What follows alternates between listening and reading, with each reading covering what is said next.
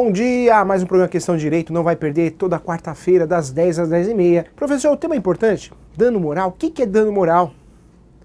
Dano moral é fácil, né, professor? Eu entrei numa loja, no mercado, no hipermercado, apitou, pronto, já cabe dano moral. É assim, né, professor? Eu posso ganhar 1 milhão de danos morais no Brasil, muito fácil, né, professor? Calma, muita calma nessa hora. O que a gente vê em filme não é a realidade no Brasil. O Brasil evita, assim, virar o quê? Uma oficina de dano moral. O Brasil, a justiça brasileira tem esse entendimento, nossos juízes, desembargadores de segunda instância, ministros de terceira instância, têm o conhecimento e têm uma função realmente de inibir isso, o crescimento do dano moral, do enriquecimento ilícito ou enriquecimento sem causa. Então o dano moral cabe? Cabe. Em diversas situações nós vamos explicar hoje. Hoje você vai entender o que é dano moral, você vai entender se um corretor pode ser processado por danos morais, você vai entender a diferença do dano moral e o dano material, isso é importante, mas uma coisa tem que deixar claro logo no início desse programa. O Brasil ele tem a política, a justiça brasileira tem a política de evitar o dano moral abusivo, aquele dano moral, valor absurdo, isso não acontece. Professor, cabe dano moral em todos os ramos do direito? Cabe no processo penal? Cabe. Cabe no processo civil? Sim, no processo civil é o mais utilizado. Dano moral a partir do momento que alguém te causou um prejuízo, psicologicamente, à sua imagem, ao seu nome, cabe dano moral. Então, muito mais utilizado no civil, na jurisdição civil. Quando eu falo de dano moral, também cabe na justiça do trabalho, hein? Aquele trabalhador que foi dispensado por um ato discriminatório, aquele trabalhador que não teve registro, a carteira assinada, salvo exceções, contratos de prestação de serviços, aqueles contratos que permitem o advogado, prestador de serviço, entre outros, que permite o trabalho sem o devido registro e anotação em carteira, cabe dano moral. Existem várias situações, nós temos uma situação interessante, um jogador, ex-jogador do Corinthians, onde esse jogador foi dispensado em virtude de um problema cardíaco, o time dispensou e ingressamos com uma ação por dispensa discriminatória. E por que isso? Porque ele foi dispensado em virtude de um problema de saúde. Ah, mas professor, não pode, o funcionário está com problema de saúde, eu não posso dispensar? A Justiça do Trabalho entende que não. É um ato discriminatório. Temos até um programa que você vai achar com facilidade aí no YouTube ou também no site do Cresce. Quando o empregador descobre que o seu funcionário tem câncer, é portador de câncer, HIV, problemas cardíacos ou outros, e por esse motivo ele dispensa esse trabalhador, esse empregado tem sim, independente da empresa, se é pública ou privada, tem o direito de processar para conseguir danos morais em virtude do ato ilícito da dispensa discriminatória. Então o dano moral ele é muito complexo no Brasil. Cabe na justiça civil? Com certeza, é mais utilizado em pecúnia, caráter de pecúnia. Dano moral em pecúnia, dinheiro, cascalho. Cabe na justiça do trabalho? Cabe também. Cabe na justiça criminal, ou seja, processo penal? Cabe também. Porque o sujeito, além de sofrer uma sanção, ele também tem que pagar uma indenização. Então cabe também. Então é interessante falar de dano moral? Com certeza. Porque a oportunidade desse programa é você entender o que é dano moral e também escapar de uma situação que você tenha que pagar ou receber. Vamos lá, vamos mudar aqui então. Professor, olha o material aí que apareceu para você. Qual que é a diferença do dano moral e o dano material? Ou os danos morais e os danos materiais? É a mesma coisa? Não é a mesma coisa. Dano moral é uma indenização, pecúnia, em virtude de um caráter ilícito, um ato ilícito, praticado por alguém. A pessoa praticou contra você um ato ilícito. Ela te humilhou, ela te ofendeu, constrangeu, um ato vexatório, te humilhou, né? Ela criou, na verdade, ela mexeu com a sua imagem, com o seu psicológico, gera o direito ao dano moral. Danos materiais são aqueles danos que quem teve? Você, provavelmente, que está ingressando com um processo de danos materiais. Traz um exemplo prático, professor. Trago para você, para ficar mais fácil, para ficar mais didático, para você entender. Você comprou um imóvel na construtora. A construtora prometeu te entregar um imóvel naquela situação do memorial descritivo, aquela situação que foi prometida em contrato, em compromisso de compra e venda. Não ia entregar com acabamento, claro, o apartamento não ia ser entregue com acabamento, porém ia ser entregue com uma piscina, com uma academia, com uma entrada diferente. E na hora de você receber as chaves do apartamento, você percebe que não entregou a piscina, a garagem está diferente do que foi combinado, os produtos que foram utilizados são inferiores ao que foi combinado no compromisso de compra e venda. Professor, cabe danos materiais? Cabe. Se você gastou para o condomínio, vamos dizer que todo mundo lá do condomínio recebeu a chave, o síndico, né, o primeiro síndico, após a entrega da chave, reuniu todo mundo, todos os moradores, todos os condôminos, todo mundo chega à conclusão que é melhor investir no condomínio, regularizar situações, trocar materiais ou investir em produtos, porque os produtos que foram utilizados são muito inferiores ao que foi prometido.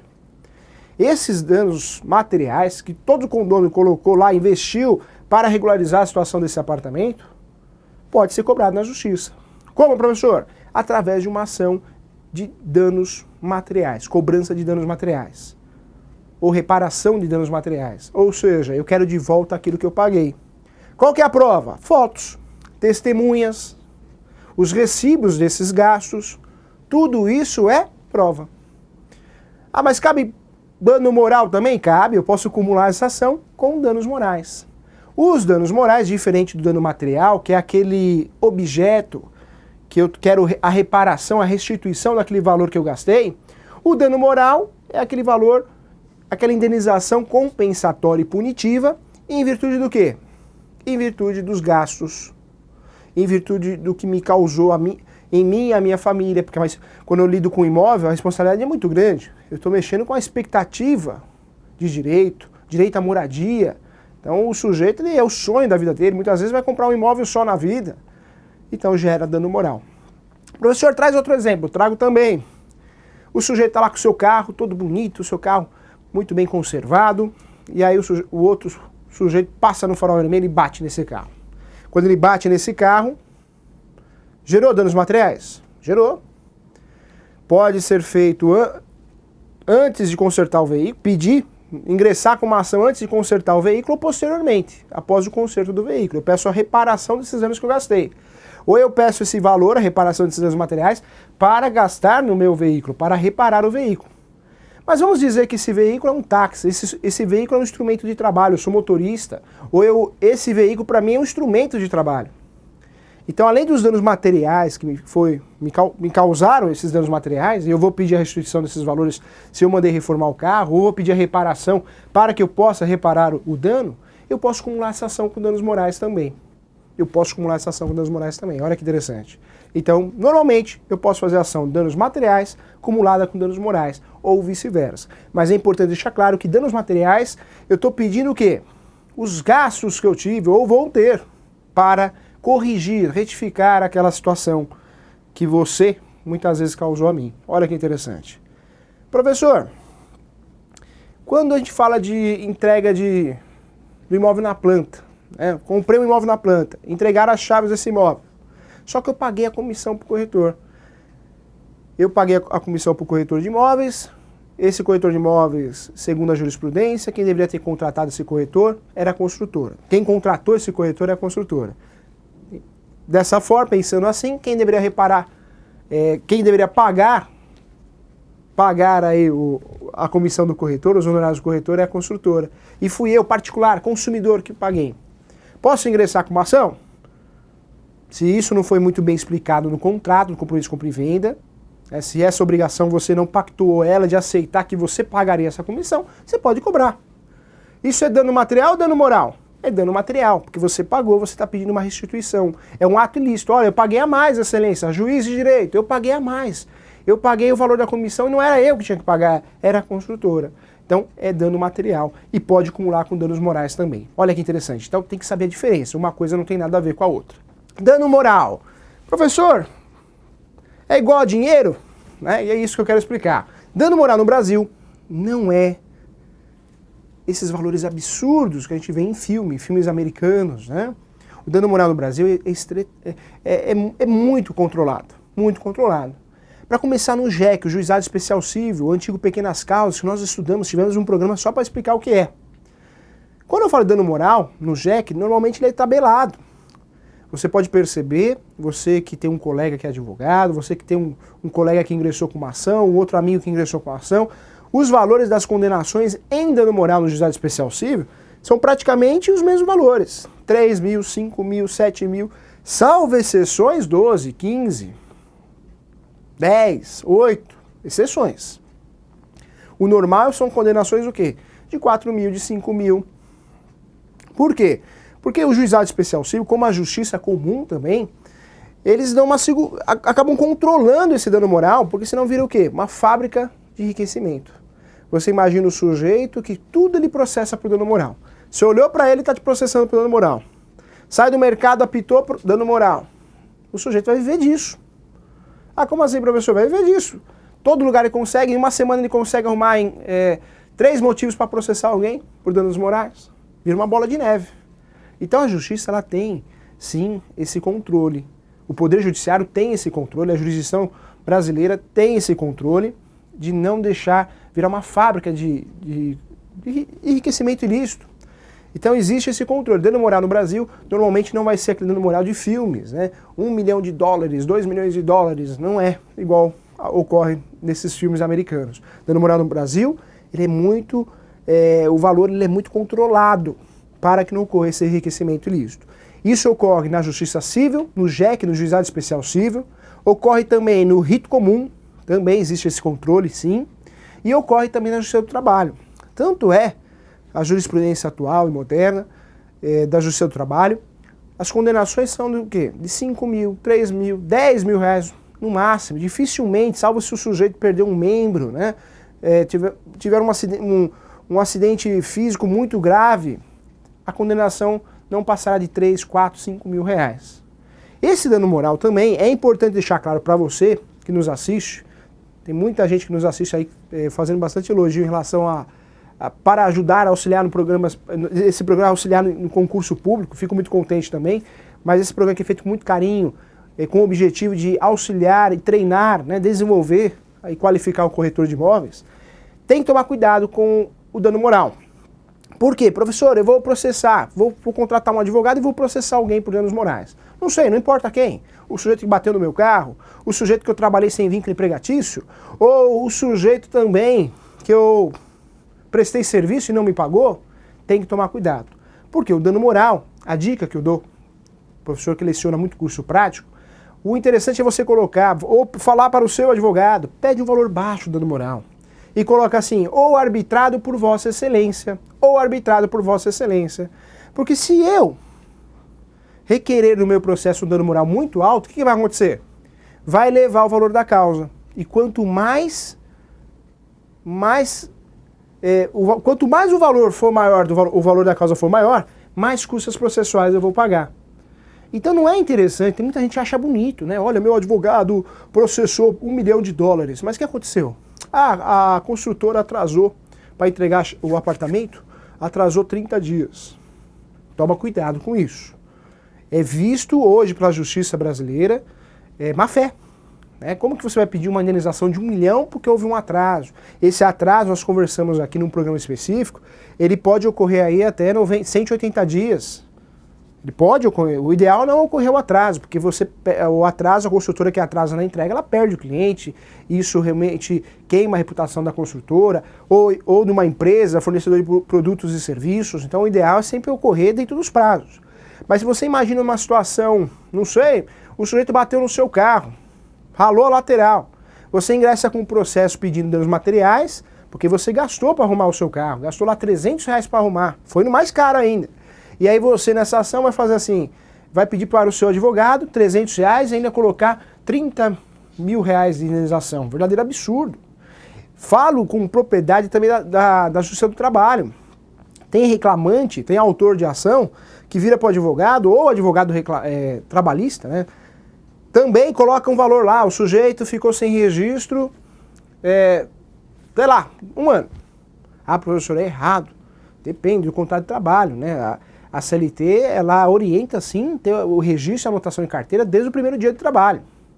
Só que o sujeito trabalhou 1 ano, ou 6 meses, ou 3 meses.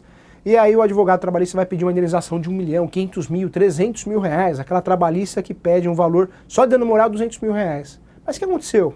Ah, não fez anotação na carteira durante 6 meses. Existiu uma diferença de anotação em carteira de 2 meses. Ou se não pagou hora extra. É motivo para pedir 300 mil reais de indenização? Então existe sim, infelizmente, ainda bem que a justiça vem controlando isso.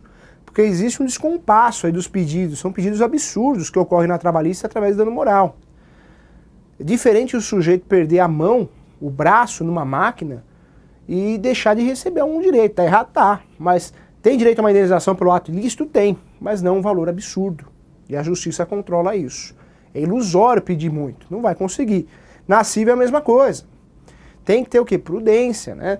Vou pedir danos morais, legal. Pega um valor de jurisprudência, pesquisa essa jurisprudência, o valor de casos parecidos, de ocorrências parecidas, calcula esse valor realmente, chega mais ou menos a um valor que o mercado está condenando, a justiça, a jurisdição está condenando, a jurisprudência está condenando, e aí sim, dá essa abertura ao juiz de direito, ou a ser arbitrado 10 mil reais ou o valor a ser arbitrado por Vossa Excelência. Venho requerer os danos morais, a condenação dos danos morais de 3 mil reais ou a ser arbitrado por Vossa Excelência.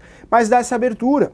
E aí se o juiz quiser condenar mais ou menos, ele vai condenar. Mas não pedir um absurdo, né? Não dá.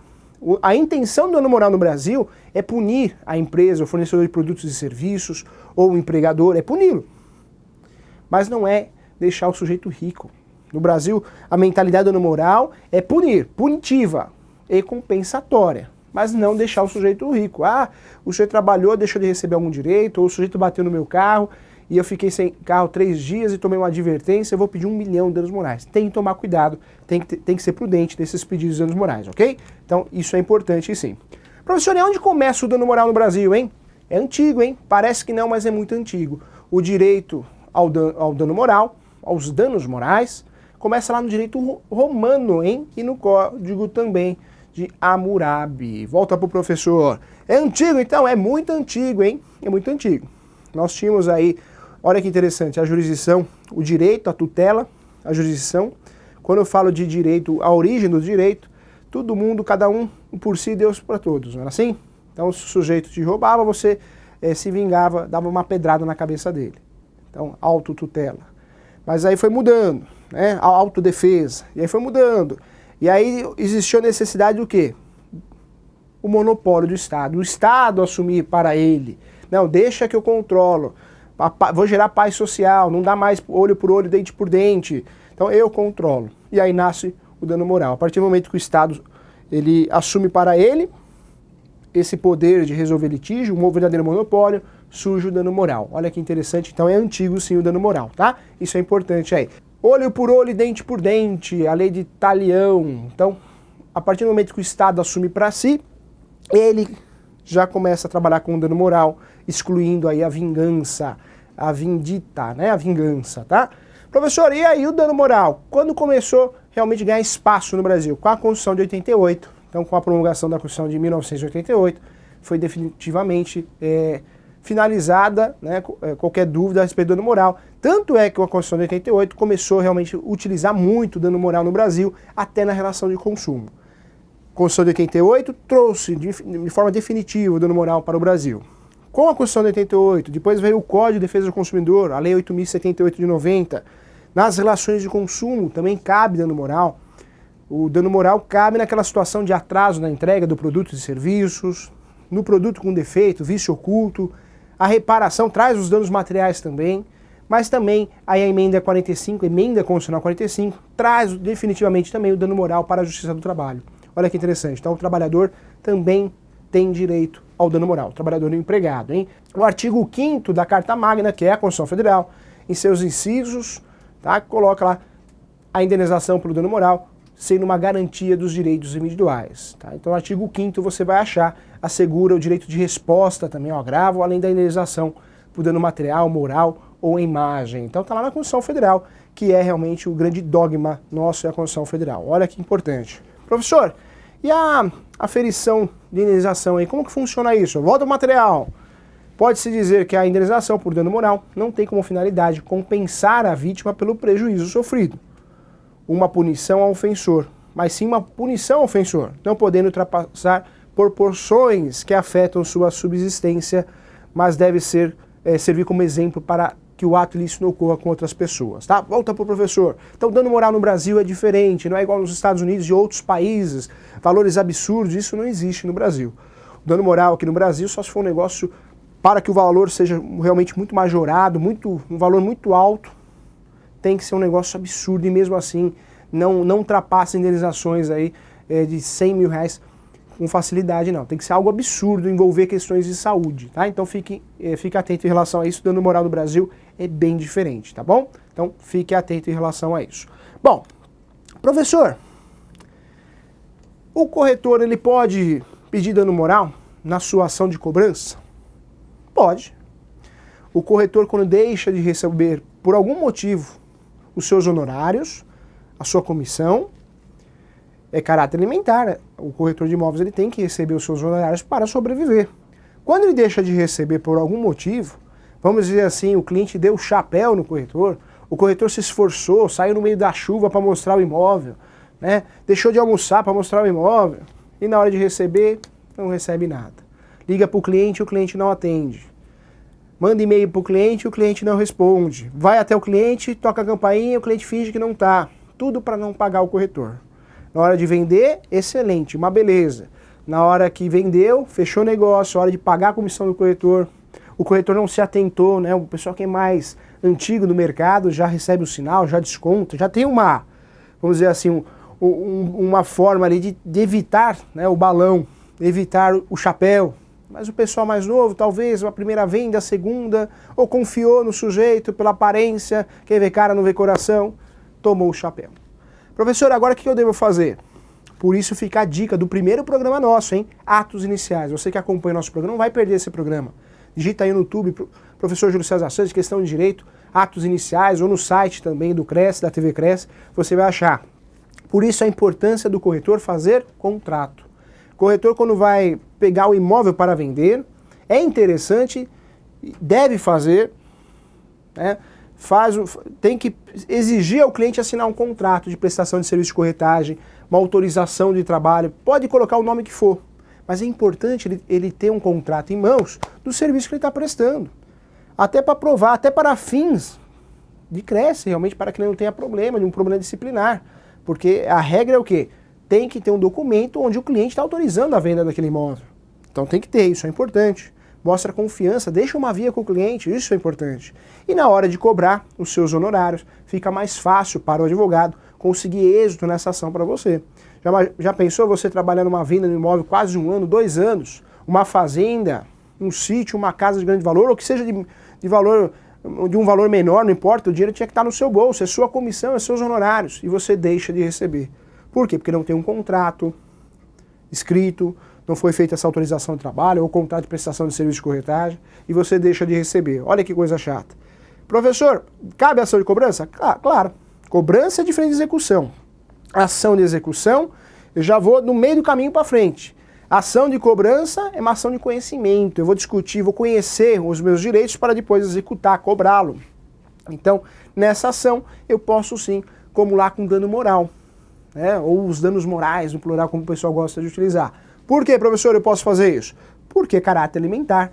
Então, já que o sujeito não te pagou, não pagou a comissão, ele está te devendo, isso te gerou vários prejuízos, você atrasou contas, você deixou de comprar uma coisa que você ia comprar com o dinheiro da comissão que já era para estar no seu bolso. Então, tem várias teses, tem várias jurisprudências aí para você usufruir quando você deixa de receber. Então, eu até oriento, sim, quando essas situações que você deixa de receber sua comissão, por algum motivo, seus honorários. A hora que for cobrar esse sujeito, esse mal pagador, esse cliente mal pagador, esse cliente que é um inimigo, o sujeito que não paga não tem respeito pela profissão, né? Seja qual for, isso não é justo. Então deve sim acumular com dano moral.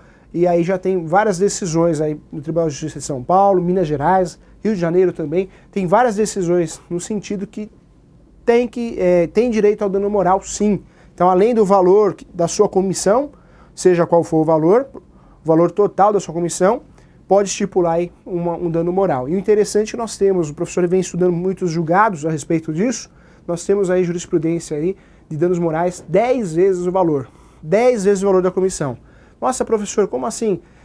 Você tinha direito a uma comissão de 10 mil reais ou 15 mil reais. Então, você pode pedir um dano moral aí 10 vezes esse valor da sua comissão informando que era um caráter alimentar, é o seu salário, né? Comissão é o seu sustento, e muita gente vem conseguindo êxito, vem conseguindo sucesso aí, e isso é muito bom, né? Isso é muito bom, por quê? Porque na verdade é uma forma de inibir esses clientes que não pagam os profissionais, seja qual for, tá? Isso é importante. Bom, chegou o grande momento, chegou o momento da questão X. Roda a vinheta!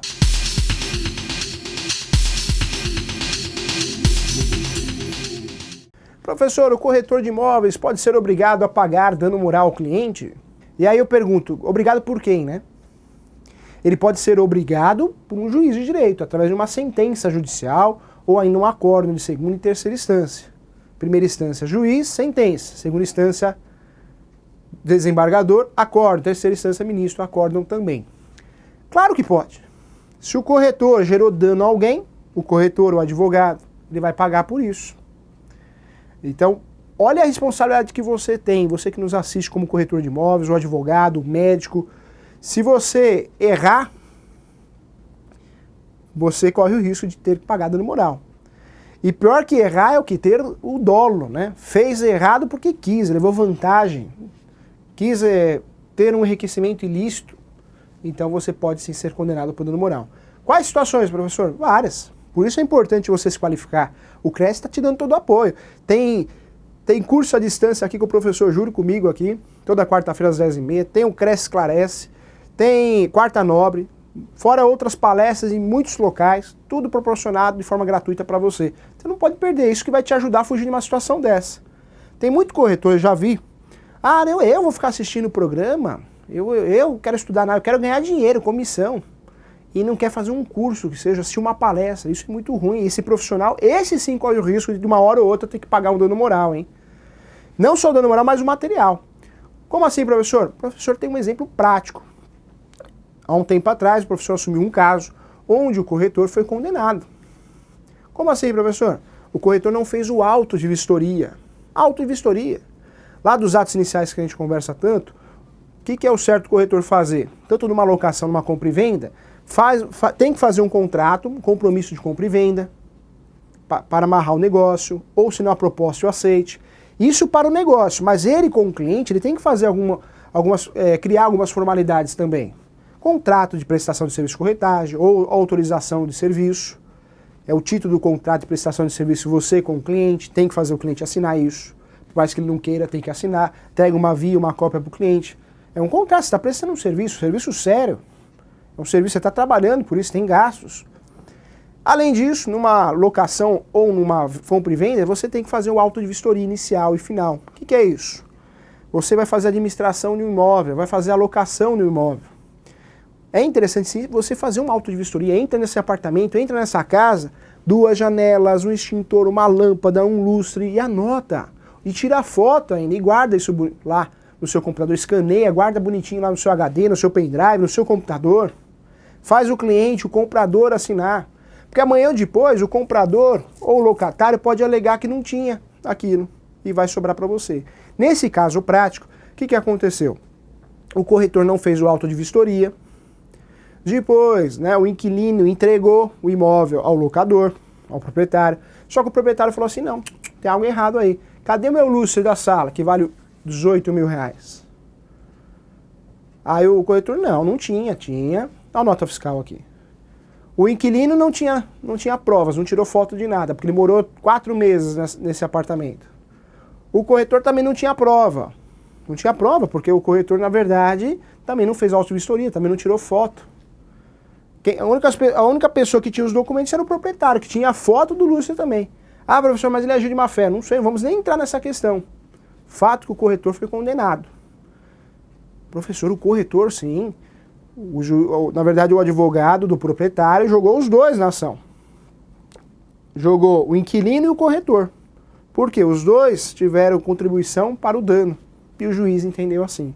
Conseguimos reformar a decisão numa segunda instância, mas olha o risco aí de perder um lustre. Quanto não vale? Qual o valor desse lustre? Entre outras situações. Então, tudo tem que ter papel. Tudo papel. Vai prestar serviço de corretagem? Papel. Contrato de prestação de serviço de corretagem.